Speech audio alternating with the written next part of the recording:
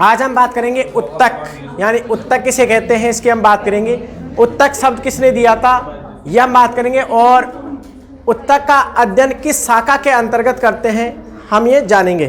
ठीक है, तो हेडिंग लिखना है टिश्यूज यानी उत्तक, और हम बात करेंगे एनिमल टिश्यू की। प्लांट टिश्यू हमने पढ़ लिया था, हम एनिमल टिश्यू की बात करेंगे। ठीक है, तो हेडिंग लिख लेना आप,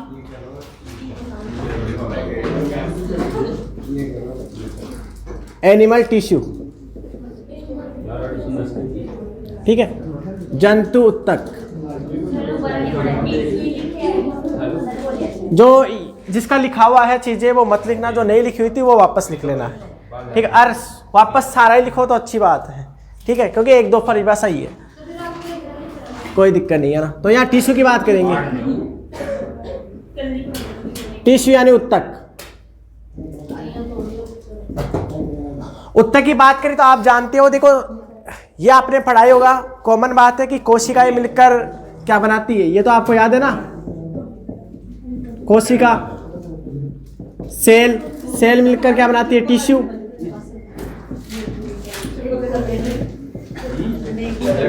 और टिश्यू मिलकर क्या बनाते हैं, ऑर्गन। शांत रहे। और अंग मिलकर क्या बनाते हैं, एक जीव, ऑर्गेनिज्म। इसके बीच बीच में तंत्र भी होते हैं, जैसे उत्तक तंत्र, अंग तंत्र, ऐसे निर्माण होता है। तो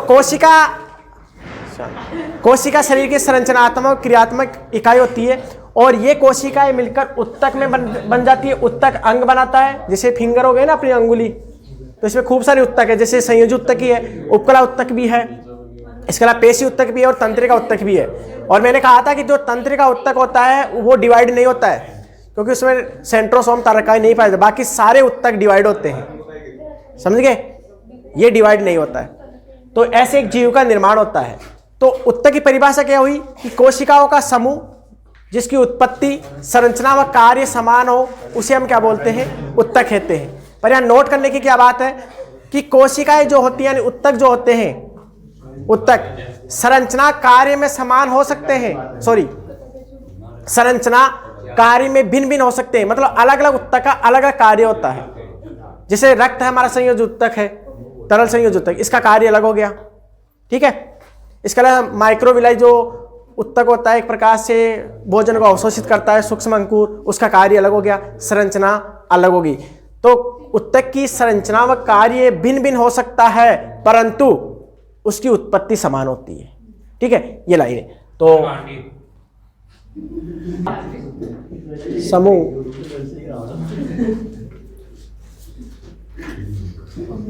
जिसकी उत्पत्ति, संरचना,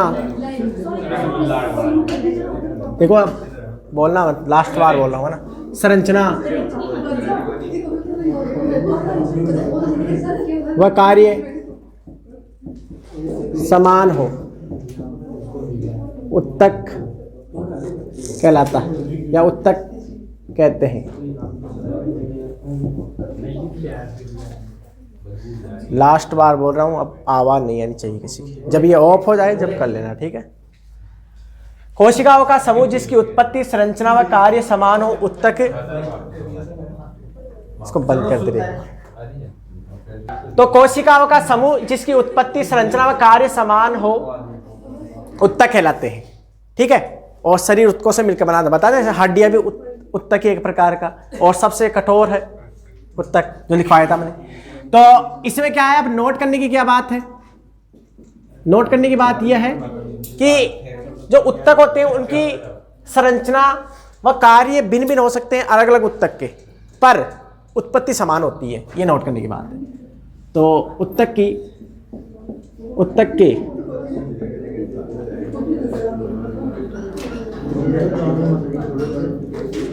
की संरचना,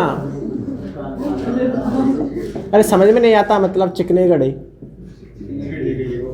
उत्तक की संरचना व कार्य भिन्न भिन्न हो सकते हैं,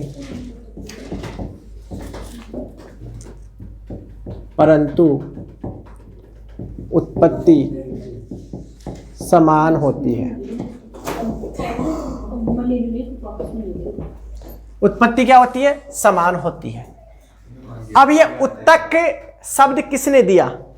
ठीक है, तो उत्तक शब्द किसने दिया ये हम बात लेते हैं। उत्तक शब्द, उत्तक शब्द। अब उत्तक शब्द की बात करें तो उत्तक तो दो प्रकार के होते हैं भाई, पादप उत्तक भी होते हैं, जंतु उत्तक भी होते हैं। तो पहले हम बात कर लेते हैं पादप उत्तक की। पादप उत्तक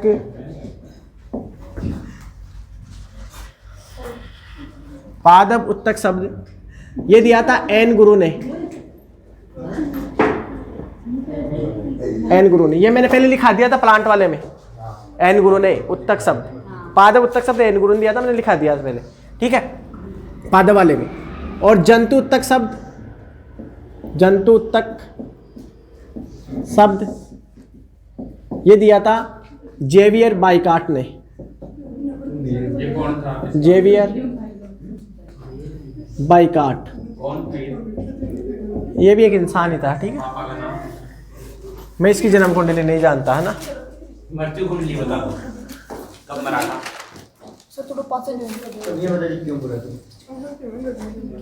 ठीक है, इधर देखो, जेवियर बाइकाट ने दिया था। और उत्तकों का जो अध्ययन होता है वो हिस्टोलॉजी कहलाता है। तो उत्तकों का अध्ययन यानी स्टडी ऑफ टिश्यूज, उत्तकों का अध्ययन है ना, study of tissues of tissue, उसको बोलते हैं हम उत्तक विज्ञान यानी हिस्टोलॉजी। हिस्टोलॉजी, हिस्टोलॉजी ध्यान रखना। और हिस्टोजन थ्योरी, अब ये बताइएगी मोनिका, हिस्टोजन थ्योरी किसने दी थी? जो प्लांट वाले में लिखाया था हमें, बताओ हिस्टोजन थ्योरी किसने दी थी?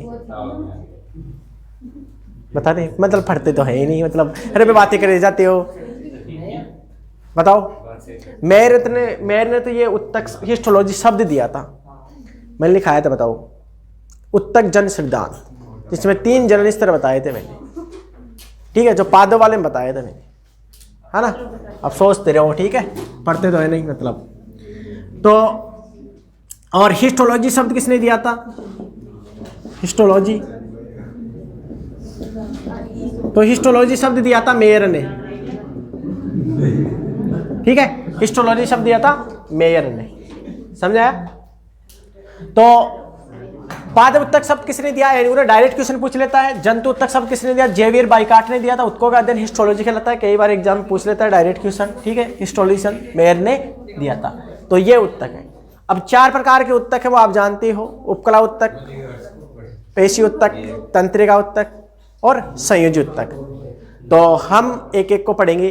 ठीक है, तो सबसे पहले, ठीक है, एक लंबा चैप्टर है जंतु उत्तक, और 4 प्रकार के जंतु उत्तक होते हैं। जैसे हमने पादप उत्तक पढ़े थे ना, एक तो विभिज उत्तक और एक स्तय उत्तक, पर उनके प्रकार पढ़े थे। ऐसे हम जंतु उत्तक पढ़ेंगे जिसमें 4 उत्तक होते हैं, उपकला उत्तक, तंत्रिका उत्तक, पेशी उत्तक, ठीक है, और एक होता है संयोजी उत्तक। अब इनमें कौन कौन से आते हैं, तो एक चार्ट बना रहा हूँ, इसके आधार पर हम 4 उत्तकों की बात करेंगे। ठीक है, जिसमें हम संयोजी उत्तक के क्वेश्चन कई बार आए थे, जैसे हड्डी को हड्डी से जोड़ने वाला लिगामेंट होते हैं, वो एक प्रकार से हमारे रक्त क्या है, हड्डियां है, उपास्थियां है। ठीक है, ये सारे के सारे क्या होते हैं? संयोजी उत्तक होते हैं। जितनी भी स्किन और लेयर बनती है, ग्रंथियां बनती है, वो सारी उपकला उत्तक होती है। पेशियां हैं, वो सारी की सारी, टाइम अच्छा है, ठीक है, पेशियां हैं, वो सारी पेशी उत्तक में चली जाएगी। ठीक है, इसके अलावा तंत्रिक होते हैं, हमारा ब्रेन, मेरुरज्जु, स्वायत्त कायिक, ये आती है, उसमें नर्वस सिस्टम आता है। तो ये 4 प्रकार के उत्तक हैं, इन्हें, ठीक है। देखो, चैप्टर का नाम है जंतु उत्तक। ये अगला चैप्टर एक पेज छोड़ देना है ना, ठीक है। एनिमल टिश्यू, एनिमल टिश्यू, जंतु उत्तक की बात करेंगे। और 4 प्रकार के उत्तक होते हैं, ठीक है। कौन कौन से होते हैं? 4। एक होता है तंत्रिका, तंत्रिका उत्तक, यानी तंत्रिका तंत्र मान लो कि तंत्र बनाते हैं ये भी, ठीक है। एक होता है उपकला, उत्तक, तंत्र। ठीक है, ए। और तीसरा होता है पेशी, उत्तक, हाँ, शांत। और चौथा होता है संयोजी, उत्तक, तंत्र। ठीक है, तो ये 4 उत्तक होते हैं। उसमें सबसे पहला स्टार्ट हम करेंगे तंत्रिका उत्तक। ठीक है, इसे बोलते हैं nervous tissue system, epithelium, muscular और कनेक्टिव। इंग्लिश लिखना चाहते हो लिख सकते हो आप। ठीक है, इसको बोलते हैं नर्वस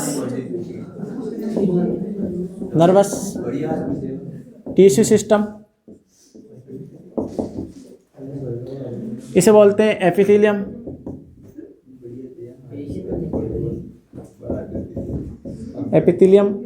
टिश्यू सिस्टम। और ये होता है मस्कुलर टिश्यू सिस्टम। और ये होता है लास्ट का कनेक्टिव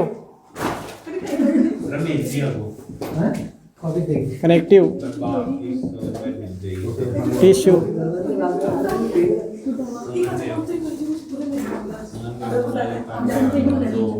सिस्टम।